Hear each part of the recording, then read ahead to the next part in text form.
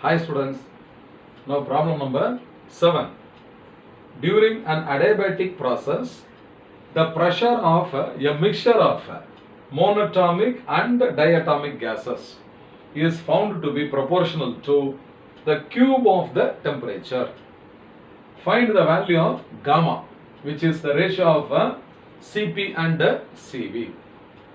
So here the pressure of a gas is proportional to the cube of the temperature. So it is given that pressure is directly proportional to cube of the temperature.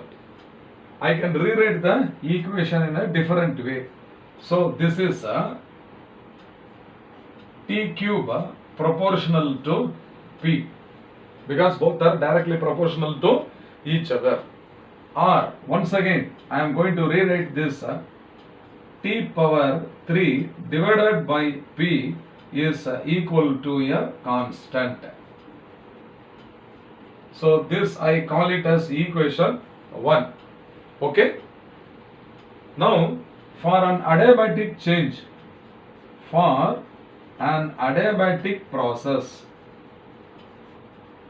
there are equations of a state. There are 3 equations of state. So one is P into V power gamma is equal to constant. This is one equation. Then T into V power gamma minus 1 is equal to constant. These are the 2 regular equations we use in the theory. But for solving problems, one other equation is also there. So here you see it is a relationship between pressure and volume. The second expression is the relation between temperature and volume. Here what is the relationship we need is temperature and pressure. So there is another equation for adiabatic process, that is T power gamma divided by P power gamma minus 1 is also equal to constant. And I call this as equation 2. So out of the 3 equations of state for adiabatic process, I am going to consider this one. So T power gamma divided by P power gamma minus 1 is equal to constant. Okay. Already what is given in this problem is equation 1, that is T cube by P is also constant. T power gamma by P power gamma minus 1 also is constant. So comparing equations 1 and 2.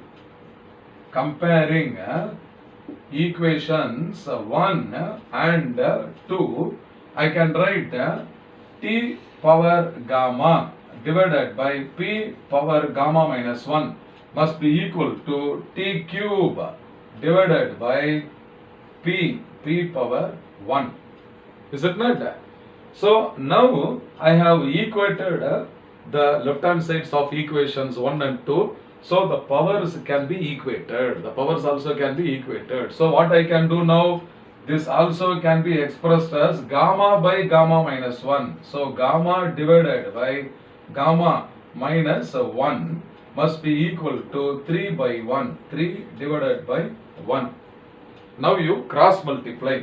So gamma into 1, that is gamma is equal to 3 into gamma minus 1. Okay, 3 into gamma minus 1. So gamma is now equal to 3 gamma minus 3. So I will write here.